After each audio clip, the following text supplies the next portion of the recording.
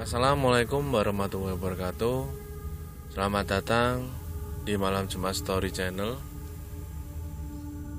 Di kesempatan kali ini kami akan menceritakan cerita yang pernah dialami oleh Mas Subagio pada tahun 2008. Ketika itu ia menjalankan bisnis berjualan mie bakso di sebuah pasar di Kabupaten Ngawi, Jawa Timur. Beliau ini mendapatkan kiriman gangguan gaib yang membuat beliau ini akhirnya bangkrut. Lalu bagaimana kisahnya? Sebelum itu teman-teman jangan lupa silahkan tekan tombol subscribe dan aktifkan loncengnya agar tidak ketinggalan cerita yang akan kami bawakan.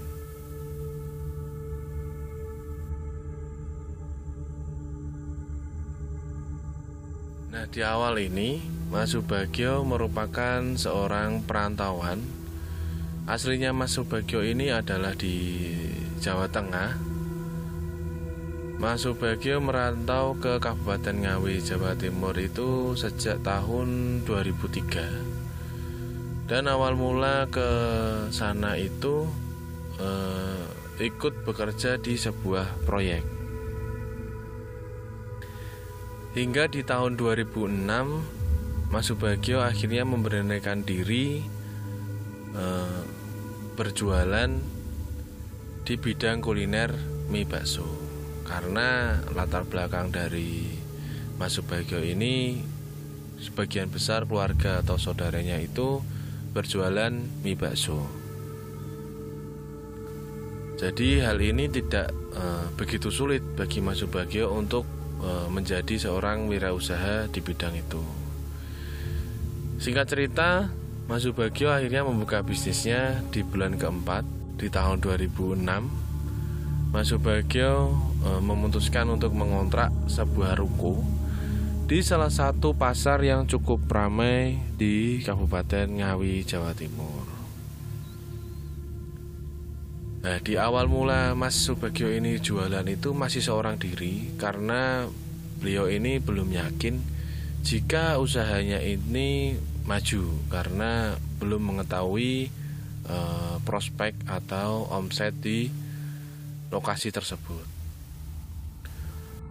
Di minggu-minggu pertama dan kedua itu Mas Subagio masih merasakan sepi karena memang dia berjualan baru dan belum banyak orang yang mengenal dengan usahanya itu. Akhirnya di minggu berikutnya Mas Subagio mencoba melakukan sebuah trik pemasaran di mana setiap orang yang datang berdua mendapatkan diskon 10% di setiap tanggal 25 sampai akhir tanggal bulan.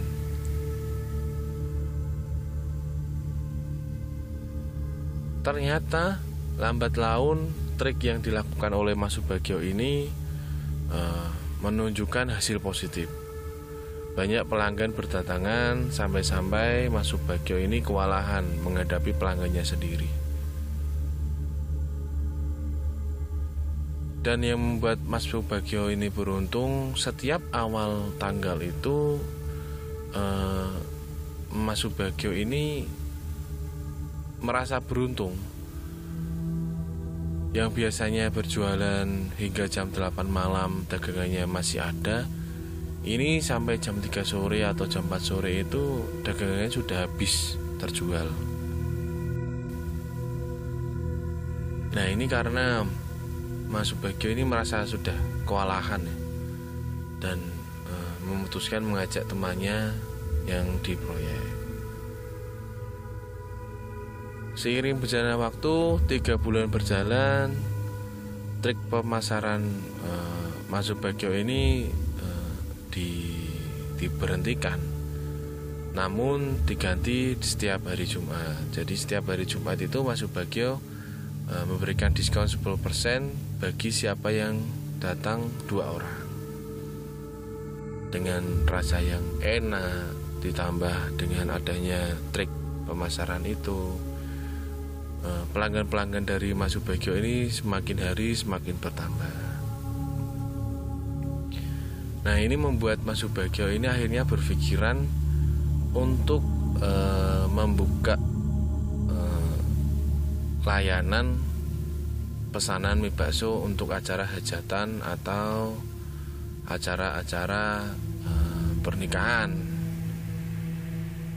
Sampai-sampai karena orderan ini juga banyak dan pelanggan juga mulai banyak, Mas Subagio ini akhirnya mengajak satu cowok dan satu cewek dari kampung halamannya untuk membantu Mas Subagio berjualan di ruko pasar itu. Nah, karena Mas Subagio ini sudah mengajak satu temannya yang ada di proyek dan 2 orang dari kampung halamannya, akhirnya semua proses pembuatan dari bahan baku itu dikerjakan oleh temannya Mas Subagio dan saudaranya Mas Subagio yang cowok. Sedangkan yang satu cewek itu ditugaskan untuk menemani berjualan di pasar. Semakin hari usaha dari Mas Subagio ini semakin berkembang hingga akhirnya dia terbesit untuk membuka usaha di tempat lain. Namun niatan itu masih belum begitu kuat. Sudah setahun Mas Subagio ini menjalankan bisnis kuliner mie bakso di pasar yang cukup ramai di Kabupaten Ngawi itu. Karena Mas Subagio ini mendapatkan keuntungan yang cukup lumayan, akhirnya Mas Subagio ini membeli sebuah rumah yang lokasinya tidak jauh dari dimana Mas Subagio ini membuka usaha di dekat pasar itu. Seiringnya waktu berjalan, karena tetap ramai jualannya Mas Subagio ini dengan mie baksonya itu, untuk mempermudah mobilisasi Mas Subagio berjualan, akhirnya Mas Subagio ini membeli sebuah kendaraan untuk operasional mie baksonya. Tentu karena usahanya dan keteguhan Mas Subagio untuk mengembangkan bisnisnya. Namun di balik itu semua, dari cerita Mas Subagio ini ternyata ada orang yang syirik atau iri, dengki dengan usaha Mas Subagio yang hingga kini masih berkembang. Nah, tepat di tahun 2008 ini Mas Subagio itu mengalami peristiwa yang cukup mengagetkan, yang sebelumnya Mas Subagio tidak pernah mengira bakso dagingannya yang sudah siap untuk dijual itu tiba-tiba membusuk. Padahal bahan baku semuanya itu dibikin baru. Dengan kejadian itu Mas Subagio tidak pernah berpikiran negatif. Mereka dari karyawan dan Mas Subagio ini tetap berpikiran positif. Di pikirannya Mas Subagio ini mungkin daging yang dibeli buat olahannya itu sudah lama. Jadi ketika proses pembuatan bakso ini akhirnya ketahuan busuknya. Karena hampir semua bakso yang dibuat oleh Mas Subagio ini busuk, Mas Subagio memilih untuk tidak berjualan. Keesokan harinya, karena Mas Subagio merasakan kejadian itu, akhirnya Mas Subagio ini menghampiri kios dagang daging yang biasa Mas Subagio ambil. Ya, namanya Pak Nono. Pak Nono ini umurnya 55 tahun, perawakannya tinggi, masih kelihatan besar. Dia berjualan daging. Nah, ketika sampai di lapaknya Pak Nono ini, Mas Subagio ini menceritakan semua kronologi kejadian.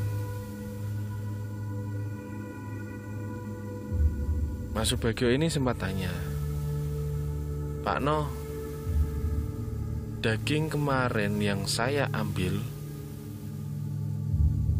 kok busuk ya sewaktu saya membuat bakso?" Nah, mendengar dari itu Pak No ini tertawa. "Loh, gimana toh Mas? Kok sudah marah saja? Ada apa emangnya? Saya kurang paham dengan Mas Subagio. Coba ceritakan." Nah, Mas Subagio ini akhirnya menceritakan semua kronologi kejadian kenapa baksonya Mas Subagio ini busuk.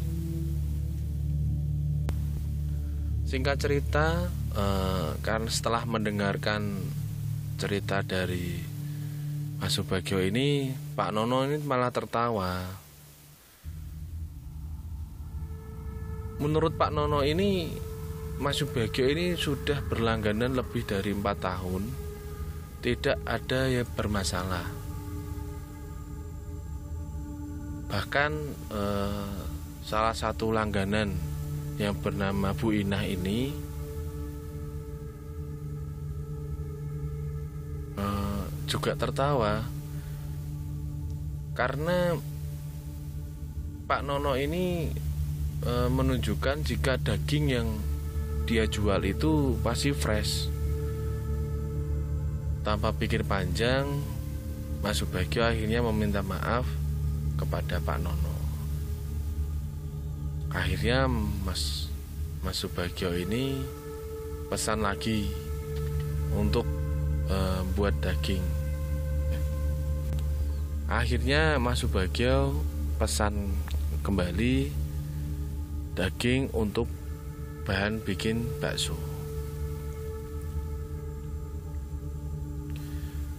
Sesampainya di rumah, Mas Subagio ini langsung memasukkan daging tersebut ke freezer.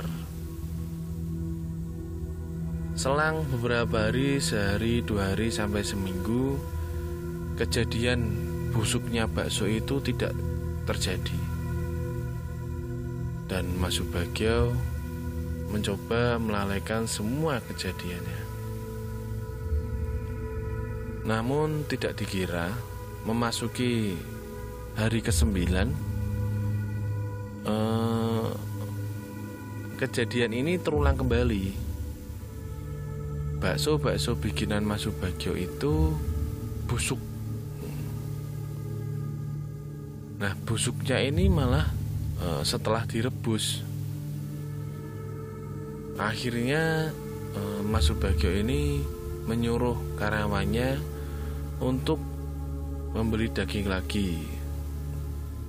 Karena ketika itu Mas Subagio ini mendapatkan orderan. Nah, ketika karyawannya sudah membeli daging ini, ketika diproses ulang dan dibikin baru, justru bau busuknya ini semakin lebih parah dari sebelumnya. Akhirnya Mas Subagio ini membuang seluruh bakso itu ke area sungai untuk santapan ikan-ikan di sana. Pikirnya Mas Subagio itu seperti itu. Melihat rentetan kejadian itu membuat Mas Subagio marah-marah karena Mas Subagio ini menganggap jika karyawan ini teledor semua. Padahal menurut pengakuan karyawan itu, semua bahan baku untuk pembuatan bakso ini dibuat seperti biasanya pada saat membuat bakso.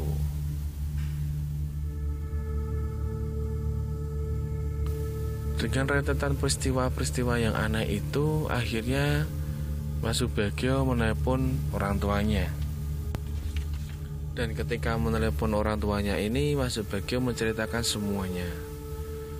Dan orang tua Mas Subagio ini akhirnya paham. Orang tua Mas Subagio ini menyuruh Mas Subagio untuk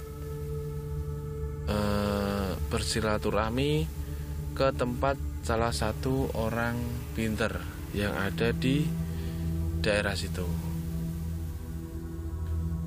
Nah, ketika mendapatkan informasi dari orang tua Mas Subagio, akhirnya Mas Subagio ini mencari-cari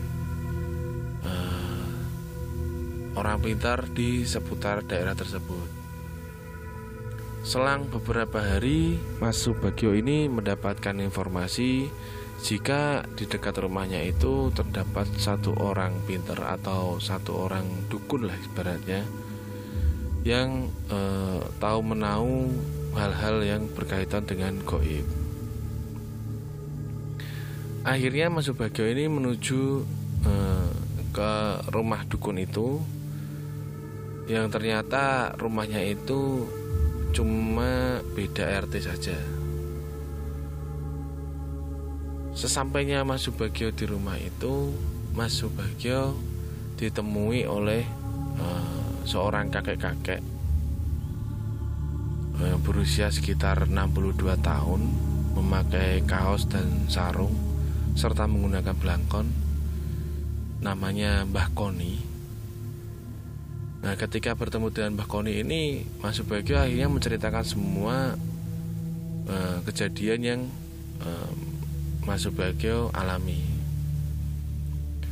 Nah, benar saja ketika Mas Subagio ini menceritakan semuanya, Mbah Koni ini mengungkapkan jika ada satu orang yang mengirimkan pesan lewat gaib untuk menghancurkan bisnisnya Mas Subagio. Nah, ketika mendengar hal itu, Mas Subagio ini kaget, sembari bertanya siapa dalang yang membuat usahanya ini berantakan. Nah, karena Mas Subagio ini penasaran siapa dalangnya, Mbah Koni ini meminta Mas Subagio untuk tenang, sembari mengambilkan air putih yang diambil dari kamarnya Mbah Koni. Air itu nanti digunakan oleh Mas Subagio untuk sebagai pelindung lah, atau mencegah kejadian seperti beberapa waktu yang lalu. Setelah mendapatkan air mineral itu, Mas Subagio akhirnya pulang ke rumah dan menyirami rumahnya serta karyawannya dengan menggunakan air itu.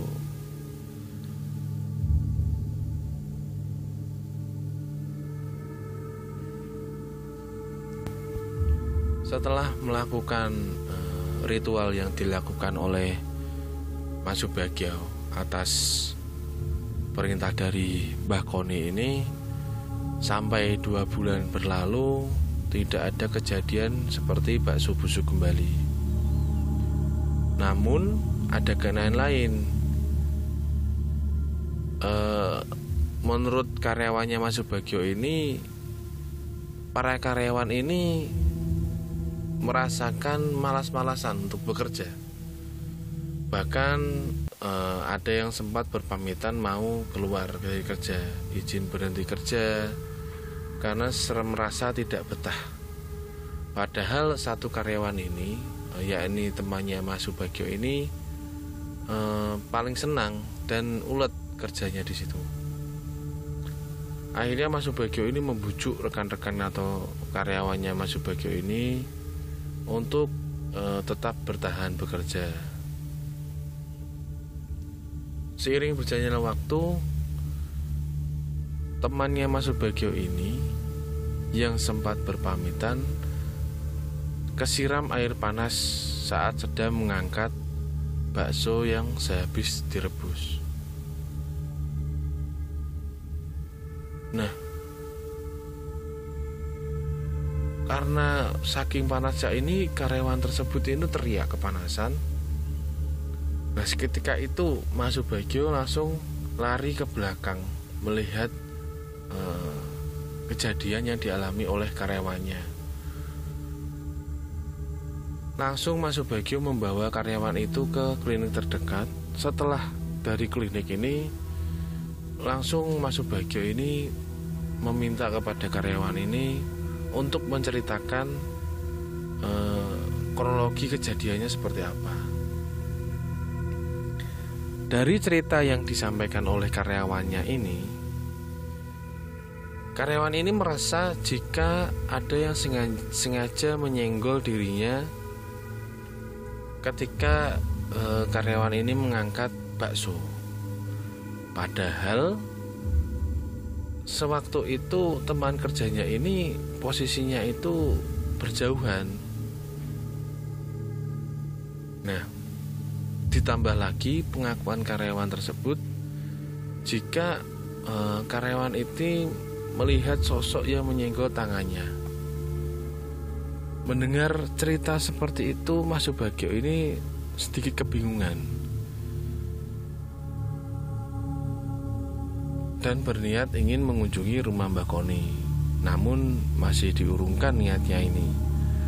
Mas Subagio berpikir mungkin karyawan ini berhalusinasi atau sedang kecapean sehingga tidak fokus dalam bekerja. Seminggu berlalu, suasana di rumahnya Mas Subagio ini serasa tidak enak rasanya untuk ditempati. Bawahnya itu menurut pengakuan dari karyawan ini rata-rata ingin keluar.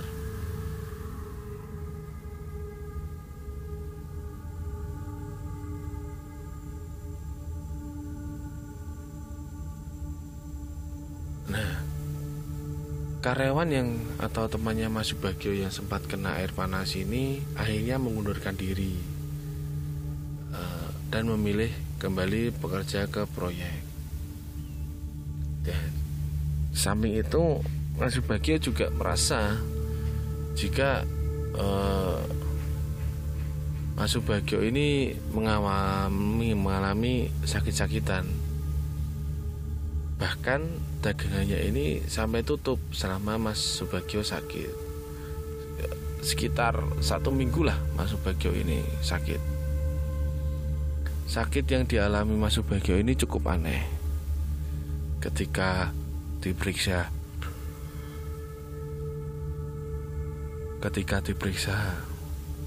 ke dokter, menurut dokter ini normal. Akhirnya pada suatu malam Mas Subagio ini menelpon ibunya yang berada di kampung halaman. Nah, disitulah Mas Subagio menceritakan apa yang dialami oleh Mas Subagio. Nah, ketika Mas Subagio dan ibunya ini telepon, bapak dari Pak Subagio ini sedang mendengarkan juga. Nah, selesai teleponan dengan ibunya Mas Subagio, bapaknya ini memberikan arahan kepada Mas Subagio untuk menunggu sejenak. Akhirnya pada suatu malam Mas Subagio ini mendapati telepon dari ibunya untuk sekedar ingin tahu kondisi anaknya. Di situ Mas Subagio menceritakan semua kejadian yang dialami Mas Subagio. Karena kebetulan bapaknya Mas Subagio yang sedang mendengarkan juga.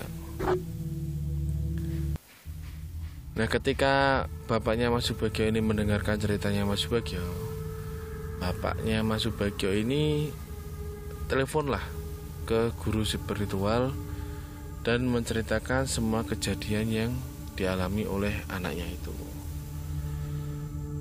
Paginya Mas Subagio ini ditelepon oleh bapaknya, dan menurut pengakuan bapaknya ini, jika Mas Subagio itu diserang oleh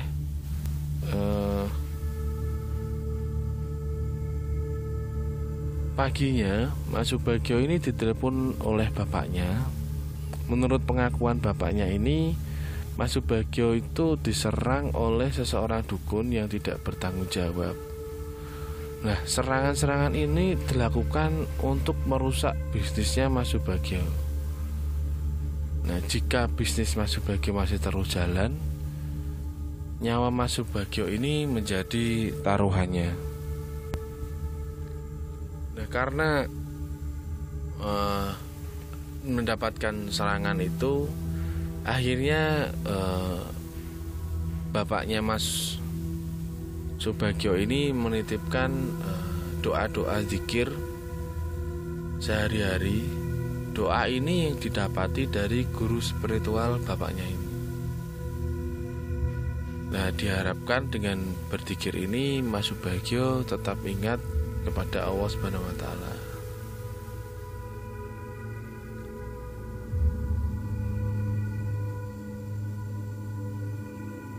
Ketika teleponnya ini sudah mati, sembari tiduran Mas Subagio masih merasakan sakit melakukan zikir yang dikasih oleh bapaknya. Tak terasa sampai malam, Mas Subagio ini melakukan zikir terus menerus. Dan alhamdulillah pagi harinya Mas Subagio sudah merasakan sehat. Namun menurut karyawannya Mas Subagio ini, semalam di bagian belakang ada suara kencang seperti ada yang jatuh dari langit. Nah, ketika dilihat oleh karyawan ini, tidak ada sesuatu. Kebetulan karyawannya Mas Subagio ini yang tinggal serumah hanya satu orang. Saudara Mas Subagio yang satu cewek dan satu cowok ini izin pulang 2 hari yang beberapa hari yang lalu. Nah, ketika mendengar cerita itu, Mas Subagio ini akhirnya mengunjungi rumah Mbak Koni untuk meminta pendapat Mbak Koni tentang kejadian yang sedang dialami Mas Subagio. Singkat cerita, Mas Subagio ini ketika depan rumahnya Mbak Koni, ternyata rumah Mbak Koni ini tutup. Nah, diketuk pintu pun Mbak Koni juga tidak keluar. Nah, menunggu selang 10-15 menit, Mbak Koni ini akhirnya datang dan menemui Mas Subagio. Singkat cerita, Mas Subagio ini menceritakan apa yang dialami akhir-akhir ini ke Mbak Koni. Dan kembali lagi, Mbak Koni memberikan air mineral yang sudah disiapkan beberapa hari yang lalu untuk Mas Subagio. Setelah mengobrol kurang lebih 2 jam ini, Mas Subagio izin pamitan pulang karena merasakan badannya lemas dan masih membutuhkan istirahat. Sesampainya di rumah ini, Mas Subagio langsung masuk kamar dan tidur pulas hingga akhirnya sore menjelang. Nah, karena bangunnya ini terlalu sore, Mas Subagio ini akhirnya belanja daging dan bumbu-bumbu karena besok mulai berjualan. 2 minggu sudah dilalui oleh Mas Subagio. Penjualannya tetap normal seperti biasanya. Tapi pas sepulang dari pasar itu, dari berjualan itu, Mas Subagio mendapati kejadian yang tak terduga. Mas Subagio mengalami kecelakaan parah, sampai-sampai Mas Subagio ini harus dirawat, bahkan dipindahkan ke rumah sakit di kawasan Jawa Tengah. Nah, karena peristiwa kecelakaan itu, Mas Subagio akhirnya mengalami koma selama 1 minggu. Nah, ketika melewati masa koma ini, menurut orang yang menjaga Mas Subagio ini selalu ketakutan dan selalu mengigau, teriak minta tolong. Tapi giliran dibangunkan, Mas Subagio ini benar-benar tidak mengingat apapun. Nah, suatu ketika ini Mas Subagio di alam mimpi ya. Ketika di alam mimpi ini Mas Subagio kedatangan makhluk seram. Untungnya Mas Subagio ini masih ingat doa yang pernah dikasihkan oleh guru spiritual bapaknya tersebut. Mas Subagio ini terus membaca dzikir di alam mimpinya, sampai-sampai makhluk yang tak kasat mata itu termental jauh saat mau menyerang Mas Subagio. Dan akhirnya karena kejadian di alam mimpi ini, Mas Subagio akhirnya bangun. Kejadian tersebut masih pagi,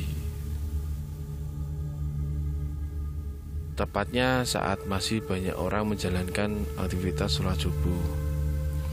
Dan ketika waktu jenguk itu, guru spiritual bapaknya Mas Subagio ini datang menjenguk. Nah, yang bikin kaget ini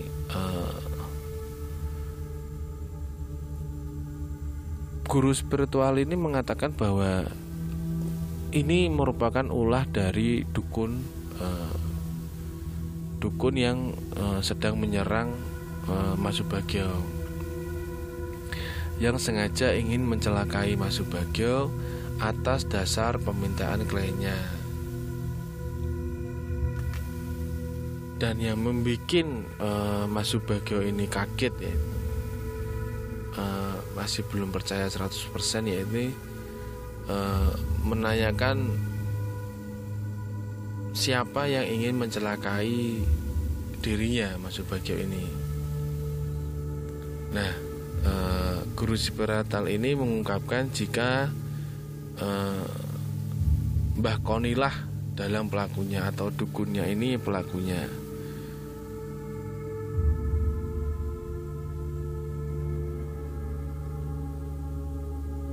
Nah, paginya guru spiritual bapak Mas Subagio ini datang menjenguk.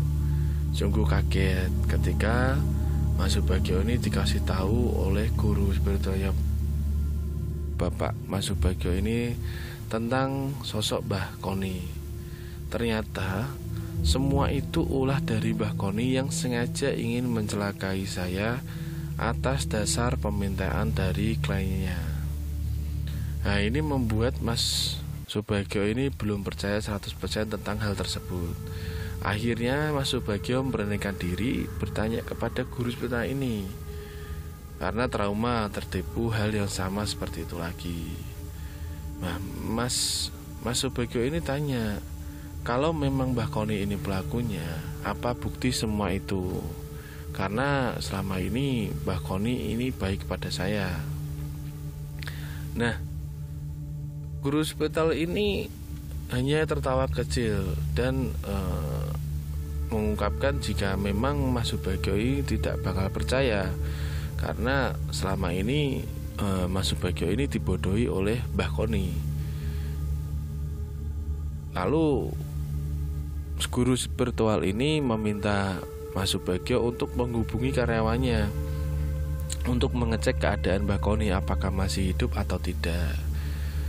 Ketika Mas Subagio dan guru spiritual ini saling tanya jawab untuk memastikan kebenaran ini, tiba-tiba saja handphone Mas Subagio ini berbunyi. Seorang karyawannya ini menghubungi Mas Subagio untuk memberikan kabar jika Mbah Koni itu sudah meninggal, dan terbesit surat yang dititipkan Mbah Koni untuk Mas Subagio. Namun karyawan Mas Subagio ini tidak berani membuka surat tersebut. Akhirnya Mas Subagio ini meminta kepada karyawan itu untuk membuka surat itu. Ternyata surat tersebut isinya permohonan maaf dari Mbah Koni karena sudah berbuat jahat kepada Mas Subagio.